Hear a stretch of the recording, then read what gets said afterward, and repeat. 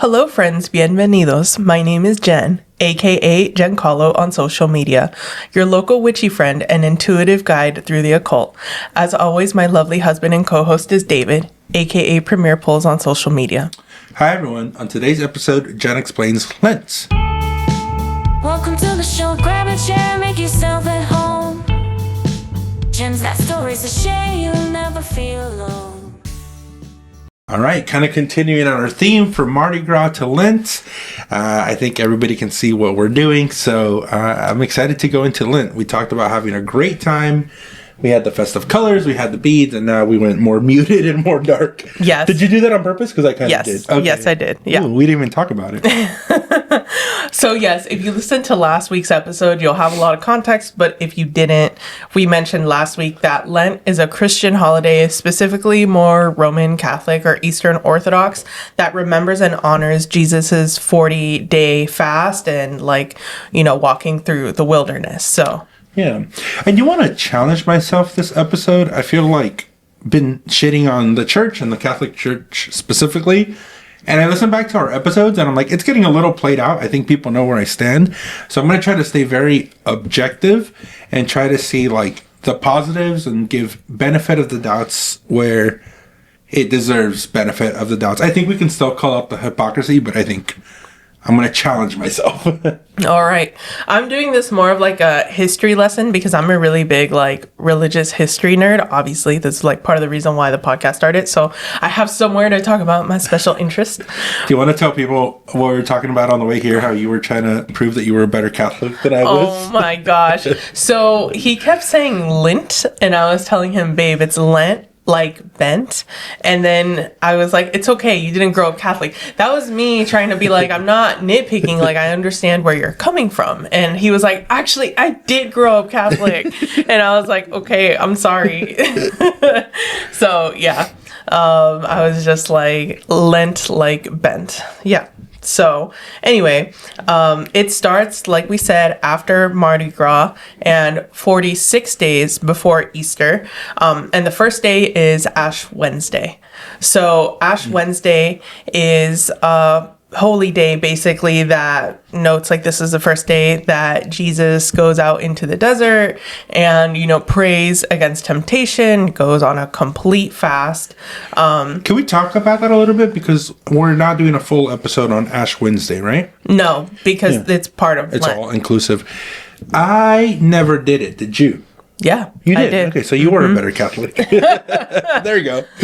Well, I talked a little bit about it during Mardi Gras, and then I'll talk about it more towards the second half of the episode. But yeah, I did do Lent, and one year I even did the fasting part, which there are rules for the fasting part. How many times are you going to talk about your Ash Wednesday experiences? Mm-hmm. Oh, okay. Yeah. I didn't really know what it was until way later. I think I was in I might have been in college. I noticed that people had stuff on their forehead, and I was like, what is that?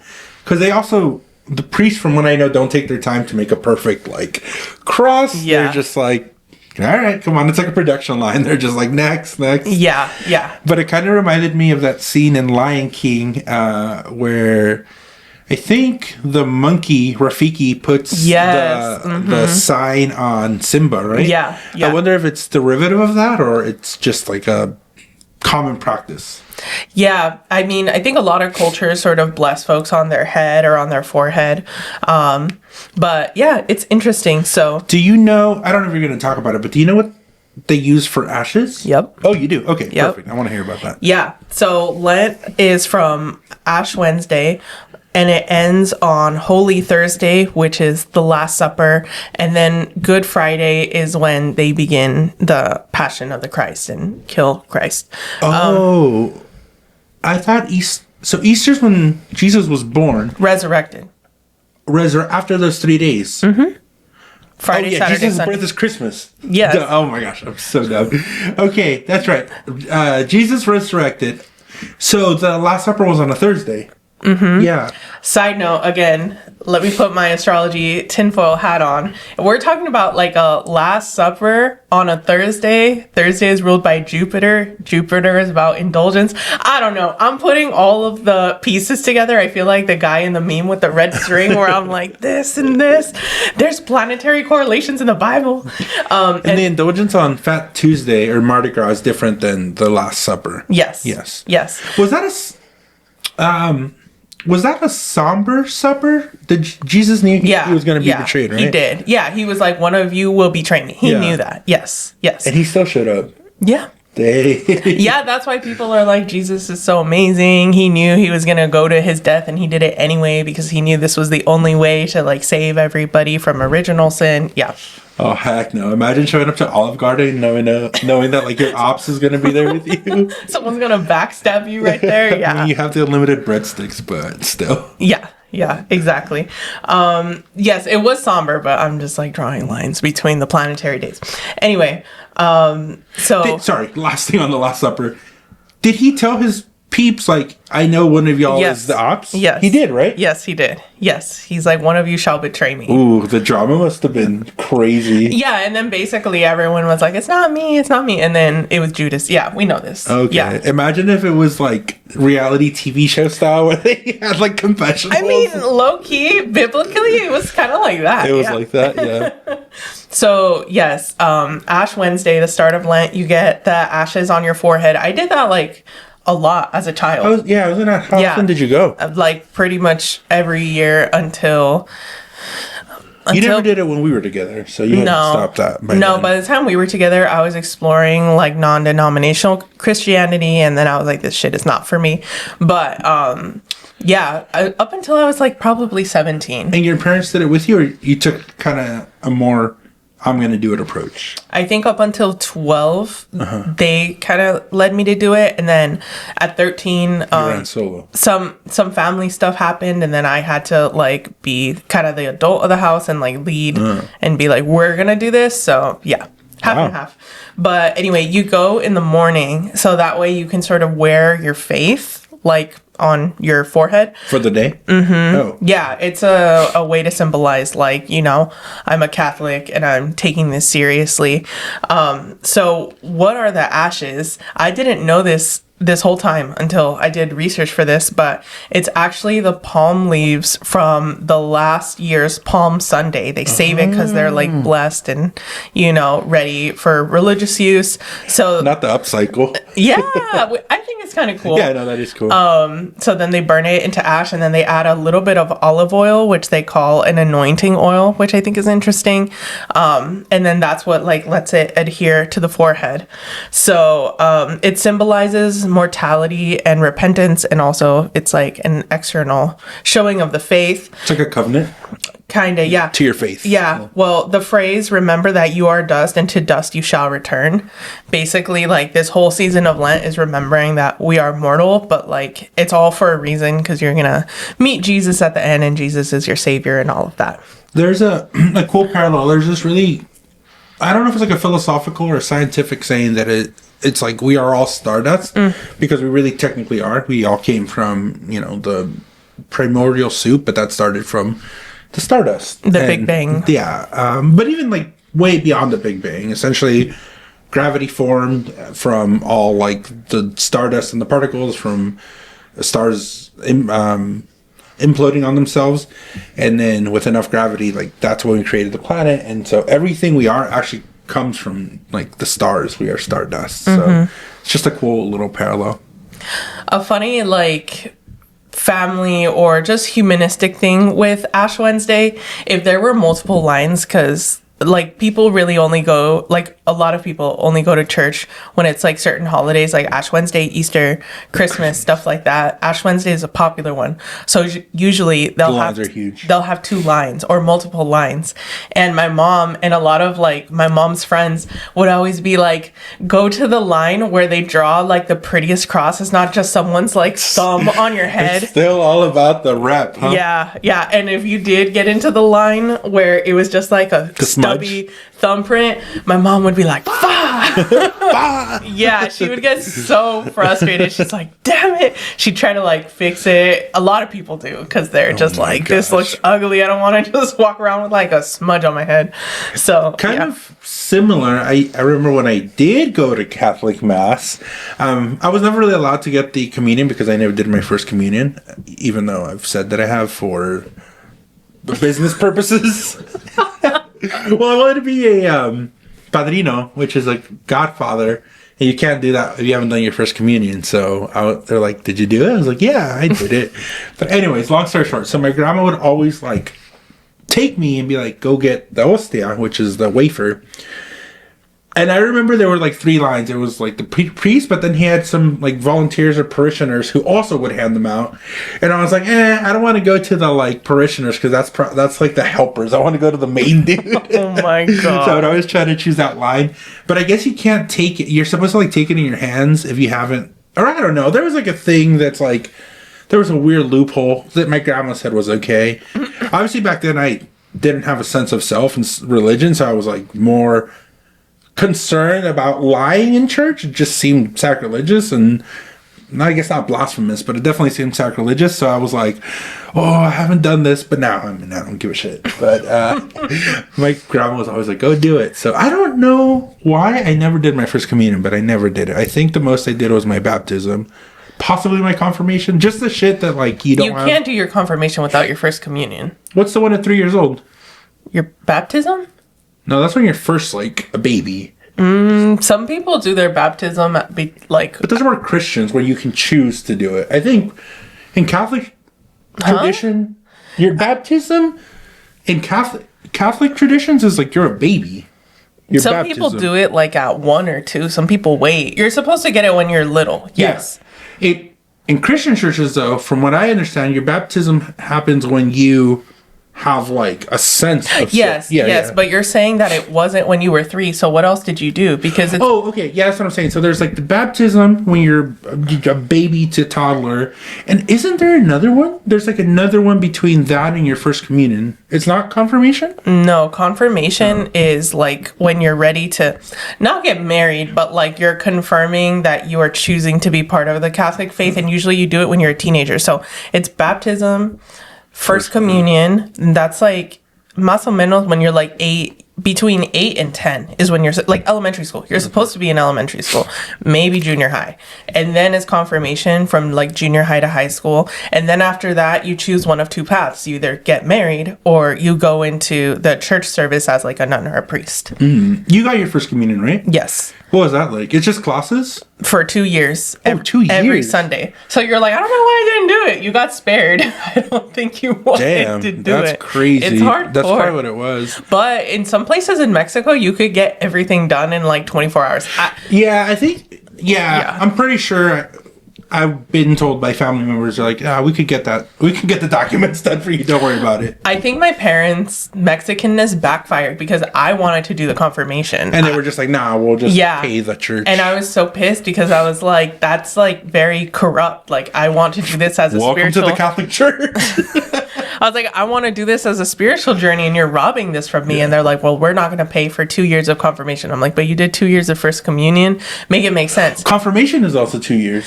Or something like that. It's also a long time. Like 1 to 2 years. I can't remember, but it's also a long time and it's also money. And because of that, I think I didn't continue to brainwash myself, for a lack of a better word. And then the critical thinking set in. And I feel like if I did do my confirmation, maybe I would still be where I am today, but it would have maybe taken me longer to deprogram. I don't know. But I think, honestly, that was like a canon event that like was a blessing in disguise for me, but backfired on my parents. Because now they're like...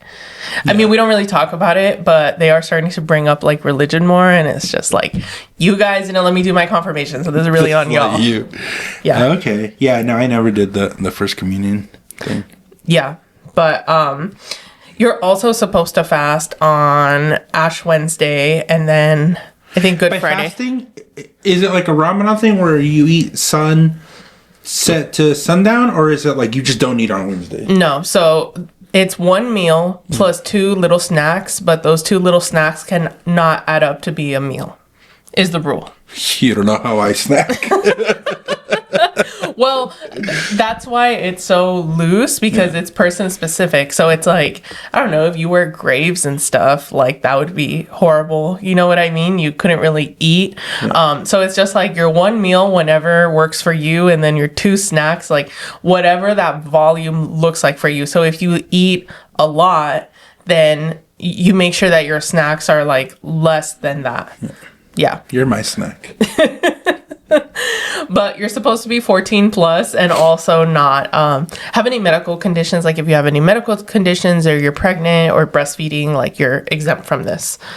So in the past, how Lent started, it was mainly for people that were excommunicated from the church to repent. Oh, no shit. Or people that were not baptized as children but want to be baptized as adults. So it's like their way to prove themselves. And they would be baptized on Easter, and that tradition still continues if you like are an adult now that wants to do RCIA, which is basically like adult first communion, and adult conversion. Yes. So in the past, like in the 1st and 2nd century, Lent was only 2 days or about 40 hours. And then with the Council of Nicaea, if I'm pronouncing that correctly, in 325 AD, Lent, that's where Lent was first described as being 40 days. And that's when basically they made that rule. And if you want to be baptized or convert as an adult, basically you also have to go through this 40-day journey. And then on Easter, you're baptized. Why did we go from 2 days to 40? What was the justification, you think? Yeah, so it's kind of complicated. It was under, I want to say, Emperor Constantine, and there was a battle where they were taking over land, and then they integrated different faiths, and they were like, well, how are we going to have peace between, like, you know, people of like this faith and people that want to be Catholic? It was sort of like a treaty is the best way to describe it. And they were like, we're going to do this, this, and this. And that's when they separated Easter from Passover. And also when they said, like, we're going to do this more intentionally and have it be 40 days. I have a kind of more of a rhetorical philosophical question with now my conspiracy theory. Do you think, because back in the day the Catholic Church did have political power, it wasn't just the church. Now there is I want to say there's a good separation of influence from the Catholic Church into politics, but I won't get too into it. But I don't think it's a stronghold as it was before. Like back in these times, religion was the politics, right?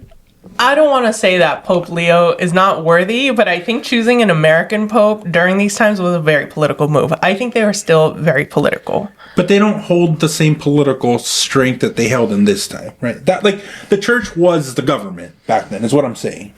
And it's still the government in some parts of Europe. Okay.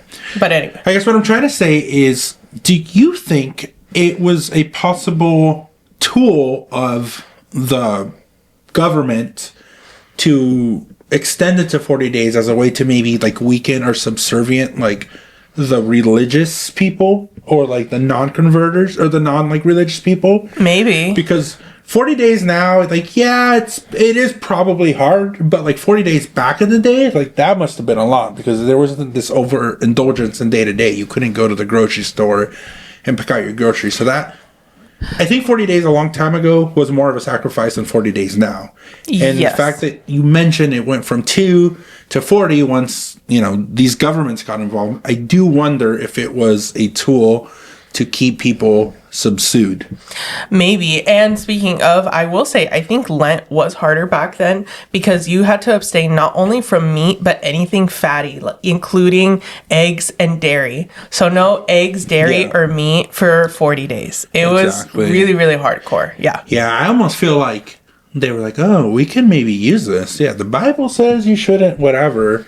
And I mean, 40 days is a good amount of time to have action taken, right? Mm-hmm. And if you have a group of people who are essentially malnourished for 40 days, they're not worried about like political backlash. They're worried about survival. Yeah, that's very true. So yeah, back then it was like more hardcore, and that's why if you listen back to the Mardi Gras episode, we talked about indulgent, and we kept saying meat, butter, eggs, dairy, meat, butter, eggs, dairy. It wasn't just meat, because back then it was like all of the indulgent things. But So original Lent was all food based, right? They weren't giving up their. I mean, some people did do that. That's like a sort of later decision. It was more But carnal. the original was. Yeah, like, it was more carnal Yeah. because Ooh, do you think they give up sex for 40 days? you know, I think some people do. I forgot to look into that, but I think some people might have. Anyway, so the Second Vatican Council in 1966 brought significant changes, and that's when they loosened how hardcore it was. You said 1966? Yeah. Wow, it held a reign then. That's like modern. There's people Yeah. who are still alive. I mean, my dad was born in 64. Yeah. Wow. I think your mom was also born in 64. Or something like that. Yeah. No, that's crazy. Wow, that's very modern. It is very modern, yes. And so... So before 66, it was this hardcore, like, you're fasting for 40 days. Yep. Okay. Yeah. Or like, not necessarily like the fasting, but the abstaining from rich foods. Like you could have fruit, you could have veggies, you could have fish, but like the really indulgent stuff. So starting in the Second Vatican Council of February 2nd, 1966, that's when they ruled abstaining from meat, but dairy and eggs are okay, no longer prohibited. Yeah. So that's kind of interesting. And then I was curious and I looked up the astrology of this rule. So you have Uranus and Pluto, and they were in Virgo. Virgo is very like strict, organized. It's also like the pure maiden, so sometimes it can be associated with like a little bit of like puritanical religious things. Pluto is like structures, power and balance, dynasty. Uranus is like something unprecedented. They were together, and they were opposed by Saturn and Mars together, which is like boundaries and also action, in Pisces, which is a little bit more forgiving and fluid. So the fact that there were like these outward tensions, I think is like really interesting to see that that's when that happened. And when I looked at this chart, I put it for obviously the Vatican City. So yeah, that was very interesting to see. Yeah. And then the idea of picking something to abstain from, what is that about? Yeah, so that is more modern. And you pick something to abstain from because Jesus fasted and resisted temptation in the desert. So when he was in the desert, Supposedly, allegedly. yeah, the devil would be like, you know, like, why are you obeying God? You ain't shit. Like all of this stuff, right? In the ear. Your boy would have folded so fast. I'm like, you don't know what you're right, Satan. Like, what am I doing here? Yeah. I think also that like conversation in the desert is where I think the devil told Jesus like you should jump off of like a high area or like a building or something, and like if God is God, God will catch you. And Jesus was like, I don't need to like tempt God to know that God can save. I don't know, very like interesting stuff. I don't remember the exact like scripture or phrase, but something like that happened. And Basically, Jesus was like, fuck your shit. yeah. So Jesus resisted temptation in the desert. So you're supposed to pick something to abstain from, and then when you're like, damn, I really want this thing, you remember like Jesus resisted so much more, so I can also do it. Like I need to be strong like Jesus is like the Sure. the tradition. But some people kind of, I don't know, take it too far, more for like vanity reasons. Like I'm gonna do a big diet, and there's actually like a little caveat that's like you're not supposed to like diet for like vanity. It's supposed to be like something that you enjoy, because you're already abstaining from like a few foods. So yeah, very interesting. So whenever you're tempted, like, that's what holds you through. This reminds me of of the King of the Hill episode. I said that last time. I know, but I wanted to bring it up again. Where Peggy Hill was like or she was pretending to be a nun to teach in a Catholic school, and then she's not a Christian, she's a Protestant. And then a little kid was like, well, what if I like going to church? Like, should I give that up for Lent? And she was like, you got God in a loophole, so yeah. Yeah, she is so funny. Yeah. And Sister Piggy Hill. yeah, you have to tie your sacrifice back to like getting closer to God. So giving up church would not make sense. So some people like nowadays give up maybe social media, video games, Starbucks, whatever. God, what a modern day. What an ancient practice in a modern day. Yeah. Right? The juxtaposition is very interesting. And it's very personal, right? Because like some people could go 40 days without milk and they're like, I don't give a shit. Yeah. So it's like you're supposed to pick your own hard mode. Only you know like what's hard for you and what's in your heart, basically. And on top of abstaining from things that people also forget to do is like prayer and giving alms, aka charity. And I feel like the charity part is very understated. Like when we talked about Lent, it was just like a spiritual journey. So I want to talk more a little bit about the charity part after this break. today's episode is brought to you by us, Kythera Collective. If you've been vibing with the energy of the show, then you're going to love the Kythera Club over on Patreon. It's a space that I built for the cosmic, the curious, and the slightly chaotic. You know who you are. With 3 delicious tiers to choose from, we start with the chocolate level at $4 a month, which gains you access to weekly horoscopes and the exclusive Unhinged podcast, where I say things that don't make it to this main feed. It's sweet, it's spicy, and it's just for you. Next, we have the cafe level at $7 a month. This is where things really start to get cooking. You'll receive access to exclusive workshops, monthly virtual hangouts, and a private Discord community where you can chat directly with me and receive exclusive behind the scenes updates. It's magical, cozy, and a little unhinged in the best way. Finally, we have the tequila level. This is the VIP lounge. At $25 a month, you'll receive everything from the previous tiers, plus a personal 15-minute one-on-one session with myself or David each month, and discounts if you want to extend the session. It's a whole vibe and a powerful way to receive personalized guidance. So if you've been laughing along with us, crying or rage screaming in agreement, come hang out with us at the Kythera Club. Head over to patreon.com/JenCalo and choose your tier. If you want to sponsor an episode and advertise with us, go to our website, www.jencalo.com. All right, now back to the show. I'm glad that you mentioned the charity because I didn't know about that, which goes to show how much emphasis is put on the sacrifice part. And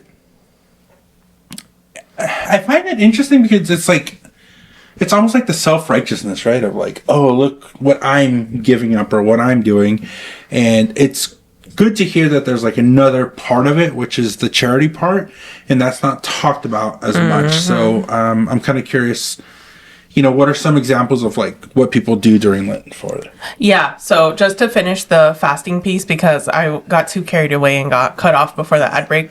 But with the fasting, when you fast, that's supposed to help you sort of like get spiritual clarity, which even now in my own practice, like I feel like sometimes fasting does help. Like before an event, I don't want to eat too much because then I feel like blocked. Yes. Or before like a sound bath, Jenna says like, obviously you do what you want, but it's better if you're fasting. And I agree. So there is like an interesting spiritual mental clarity component to fasting. And even in medical things, like for surgeries and stuff, you're not supposed to eat before surgery. Yeah. Or like when you get your blood work, there's some that are supposed to be fasting so you can get a baseline. So there's, I guess, some credibility to the importance of fasting, right? And some people that do like intermittent fasting, they do say that they get like a little rush or like a clarity too. So Yeah. very interesting. But yes, with the almsgiving or the charity. So yeah, it's one of the top things that's overlooked. Basically, with the thing that you give up, if you save money, you're supposed to give that money. So let's say like you give up Starbucks and on average you spend $5 for 40 days. That's $200. So in theory, like you're supposed to give that to charity. Or let's say you give up video games and you do 30 minutes of video games a day on average. which multiplied by 40, that's 100 hours. So, doing like 100 hours of community service or something. Yeah. And I'm guessing the church has the system set up to where the money in the charity goes back into the church. Yeah. They make it easy. Yeah. As opposed to the community, right? I mean, either way, it's not like give it to me, but it's just like give back. And that's just the easiest way to do it. It's like, here you go, here's $200. But you could do it for anything. It's not like, just give it to me. I will give credit where credit is due. It's like, do however it makes sense in your daily life. Yeah. I was talking to someone who's very religious and they tithe.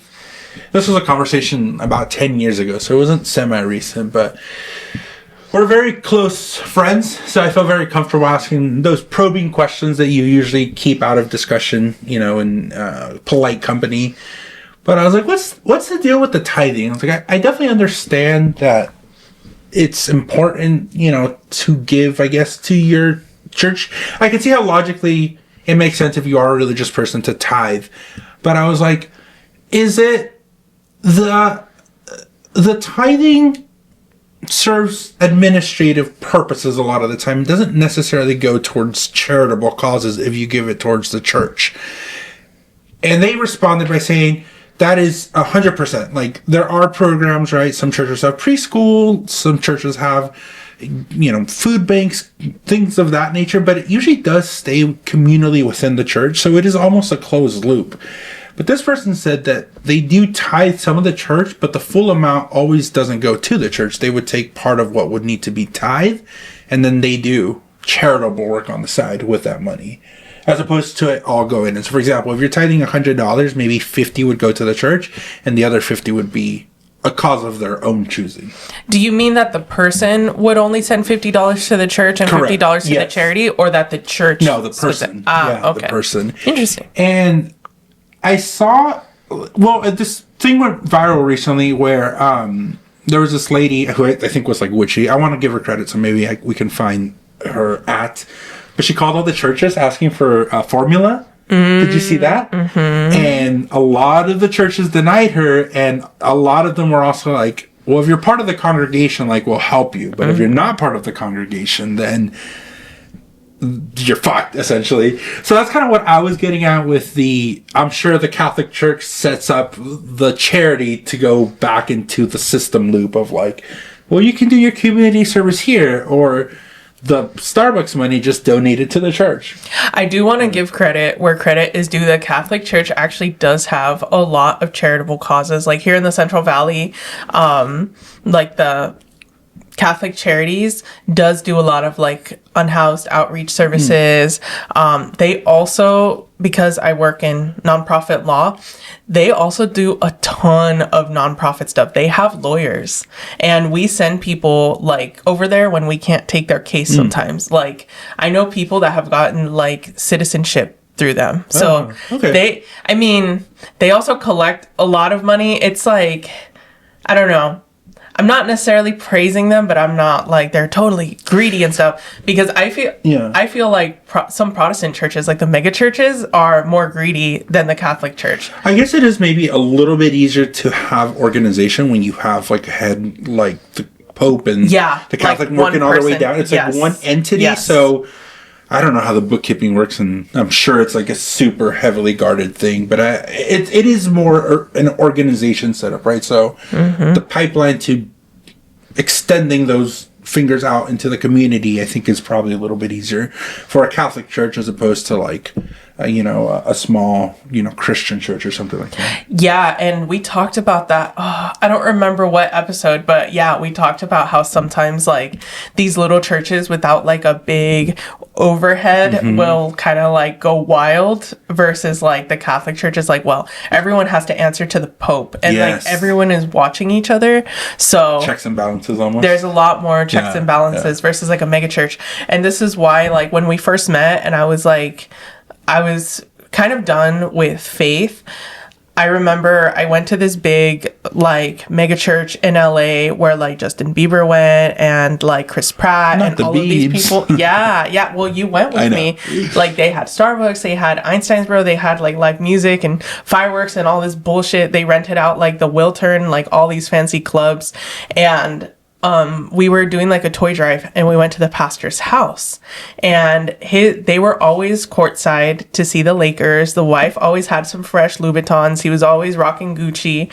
And I went to their house, and like their house was gorgeous LA house. And I grew up where like if you choose to go into like the priesthood or to be a nun, you're gonna live humbly. You will be taken care of. Like they'll pay for your health care, you'll have a roof, you'll have food, but it won't be anything like glamorous.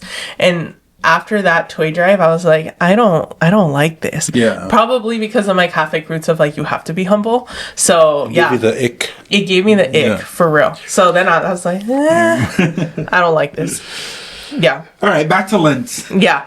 So, yes, people abstain from meat on Fridays. And again, what we talked about in the Mardi Gras episode is that 40 is a, number like Christian numerology that repeats throughout the Bible, and 40 represents like test, purification, etc. But then Venus retrograde is also 40 days, which is really fascinating. And with that Venus retrograde lens, the fact that you give up meat on Fridays, which is Venus day, and retrograde, you're doing like the opposite of what you're normally doing. Venus is indulgent, and like Venus retrograde is like not as indulgent. I don't know. Again, I'm drawing like the red string. Yeah. It's so interesting for me to like see. And then some people choose to celebrate Sunday as like the Lord's Day, a mini celebration. So some people actually don't abstain from whatever their thing is. It's like their Freedom Day kind of. Yeah. Their cheat day. Mm-hmm. Yeah, because it's like the Lord's Day. So let's say like you gave up Starbucks, then on Sunday, like you could get Starbucks. But again, just like anything, everyone has like their own spin on it. Some people are like, no, you got to do 40 hard basically. And some people are like, no, Sunday's the Lord's Day. I can have it. Interestingly enough, I had a friend who is, we're not friends anymore, but so I guess I could say a friend that was, because she's no longer my friend. But anyway, she is of Irish descent. She's Irish American. And on St. Patrick's Day, she was like, haha, I can have my indulgence and y'all can't because it's St. Patrick's Day. And like, this is a day for us. We're protected. Very interesting. Yeah. Awesome. All right. Well, let's bring it back home to ourselves. So Lent growing up, I did it one time actually, and I think I was still kind of going to church and maybe seeing like, I don't remember. It was weird because I remember specifically I did it in high school. If it wasn't high school, it was like 8th grade, so I was definitely older. I don't think I was as religious, and I'm trying to think back because this was a long time ago. I remember for Lent I gave up my radio because I have this little radio that I used to love listening to music to, so I gave it up. But I don't remember if I gave it up for really like a religious purpose. No, you know what? I think it was because there was a time in high school where I would go to youth groups. I was still questioning everything. Like I remember sitting in youth groups and being like, oh, this doesn't make sense to me, or like it seemed very pandering and very scare tacticy. And these were for like Christian youth groups. Like Protestant? No, Christian. Like actual Christian youth groups. But it didn't make sense. It all tied together. I remember it didn't make sense to me. Like I was like, I didn't really like what they were saying at these youth groups. I was like, you know what? Maybe it's because I grew up Catholic and like the Catholic youth groups would be better. They weren't. But I think that's when I was like, let me just try this Lent thing. And I don't know. I did it once and I was like, okay, it's not really interesting. Well, what I was confused about when I say Protestant, that's what like just Christian means, because you're either Catholic or you're Protestant. Oh, yes. Yeah, I guess Protestant. Yeah. So, yeah. Okay. Anyway. During Lent, I would choose stuff like, I don't even remember what I chose, but I would choose things, maybe video games. I don't really remember. I did choose stuff. I feel like knowing you and how much you've kind of, the picture you've put together, I feel like you would have gone hard, no? Yeah, I would do some fasting, but I don't remember what I gave up. That's really? That is very shocking. Yeah, I don't remember, but I did. You also do sound like you lived a simple life, so you probably didn't really have that. I didn't have a lot to give up. Yeah.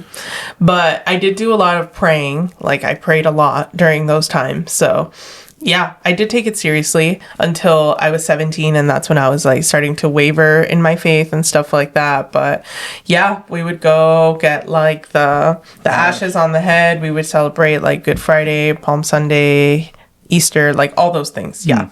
So Lent was a big part of growing up.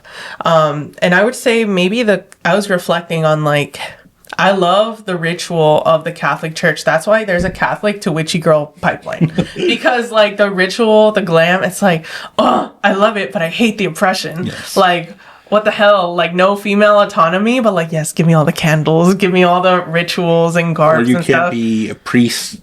Or you can't go into the priesthood. Yes, I wanted to be a priest. I wanted to be of like spiritual service. And I I was watching all of these like Lent videos just to refresh myself. I'm like, I know a lot about Lent, but in case I forgot something, I just want to watch them. And I saw this young girl. She had to be maybe like a freshman in college doing like a Lent video. And I was like, oh my God, I could see myself in her. I feel like I was destined to be of spiritual service one way or another. But if I continued, like I would have been just like her, making YouTube videos just like that. Like it was wild to So see. you're still Catholic with spiciness. Well, like I said, Catholic to witchy pipeline. I definitely went through that pipeline. There's so many. I mean, they are rituals, right? There's a lot of they're rituals that the rituals, yeah. Catholic Church does that I'm like, those are straight up rituals. And They are straight up rituals, there's, yes. There's a lot of crossover, and just because you add Christ or God to it, then that makes it okay. But it's literally almost the same thing. Yeah. If not witchy, why witchy shaped? Right? Yeah. No, for sure. The closest thing that I have to Lent in my current practice, I would say is eclipse season. Because in eclipse season, like, some astrologers believe you're not supposed to manifest. I'm definitely in that band camp. Because like the indulgence, if you will, is like, I'm going to do this spell and I'm going to manifest this and I'm going to do this. And during eclipse season, it's like, we're just going to abstain, be aware of our surroundings, and reflect for like 2 to 3 weeks. So that's my Lent adjacent thing. And it's interesting because eclipse season is, this year is February 17th through March 3rd. Kind of falls pretty parallel, right? Yeah. So that's very interesting. Yeah, this year. I did want to share, just because it's like perfect timing, but last night it was Valentine's, so we're recording the day after Valentine's, and we went to this comedy show. I'll call it a comedy show. It was very cringy. It was very like boomer humor, like, oh, the nagging wife. And there was a joke. He kept talking about his wife and was calling her like a witch. I was kind of curious. I was like, because it was like in a derogatory sense, but I was wondering what your thoughts were sitting there as like a practicing witch. I feel like that's just men demonizing female intuition and intelligence. Yeah. Yeah, that's all it is. Yeah, and that's kind of what the joke was. It was, it was not my favorite comedy show. It was like not great. It was really gross. But at least we got to see the Merced Theater. Yeah, that's true. I've never seen the inside of it. It's kind of cool looking. Yeah, it's really cool. But yeah, the jokes were not for us. For sure. It was not for us. I mean, we're just a different generation, so. But side note, like I mentioned in the Mardi Gras episode, So excited for this. the Filet-O-Fish was born out of Lent because McDonald's saw their sales plummet during Lent, and they were like, man, we've got to do something about this. And then a franchise owner in Cincinnati, Ohio in 1962 was like, you know what?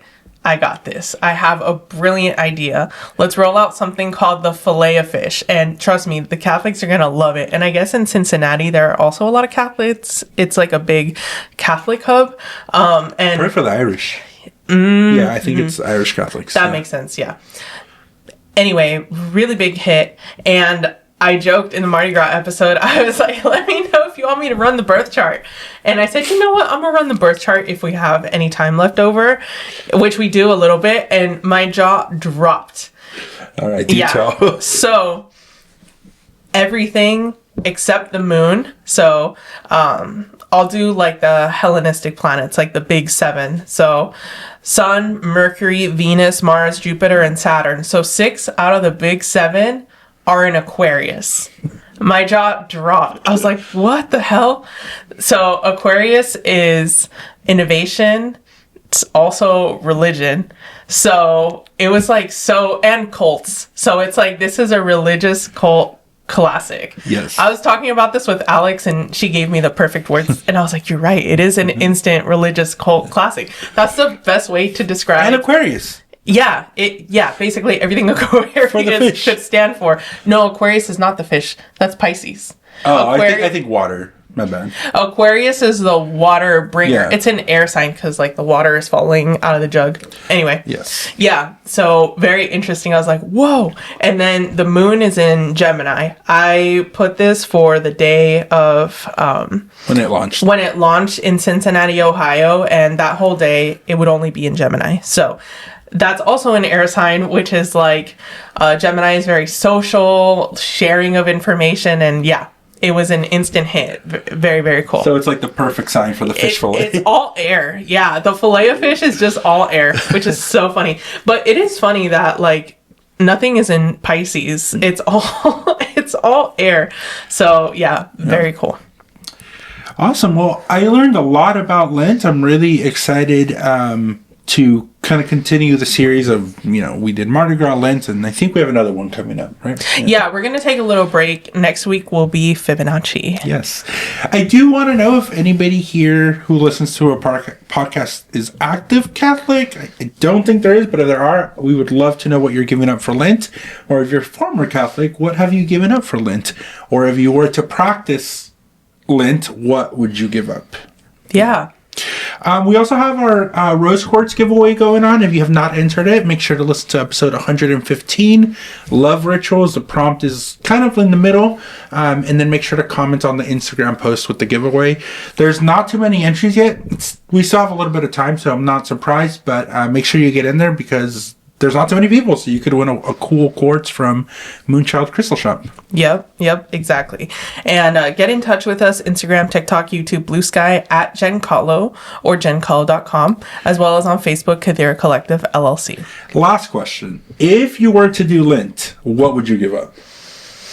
Sleeping in, I think, is like my biggest Achilles heel right now. Yeah, so you'd like force yourself to get up. Yeah. What would it take for you to like do something like that? Maybe setting an alarm. Yeah, literally. That's a pragmatic in me. Yeah. I think if it was some sort of ritual where it's like you need to do something during like these morning planetary hours, I think that's how it would make sense for me. That would probably push me. All right, everybody. Well, thank you so much for listening to today's show. Remember, the magic within you makes the world a more beautiful place. Blessed be, and signing off. Bye.